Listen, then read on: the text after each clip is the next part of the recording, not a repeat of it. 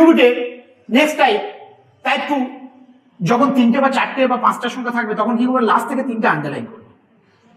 Clear? করার পর ফন্টে কি আছে 2, তাহলে 1 এর কিউব 1, 2 এর কিউব 8 বড় হয়ে যাচ্ছে, তাই 1 এর কিউব 1 নেব। এবার লাস্ট সংখ্যা দেবো, লাস্ট সংখ্যা 7 আছে, 7 থাকলে কি হয়, 7 থাকলে 3 হয়, তাহলে অ্যান্সার হবে 13। আর একটা করলে আরো ক্লিয়ার হয়ে যাবে, লাস্ট থেকে 3টে আন্ডারলাইন করবো। করার পরে সামনে কি আছে 32, 32 কার কিউব, 3 এর কিউব 27, 4 এর কিউব 64 বড় হয়ে যাচ্ছে, তাহলে 3 এর কিউব 3 নেব।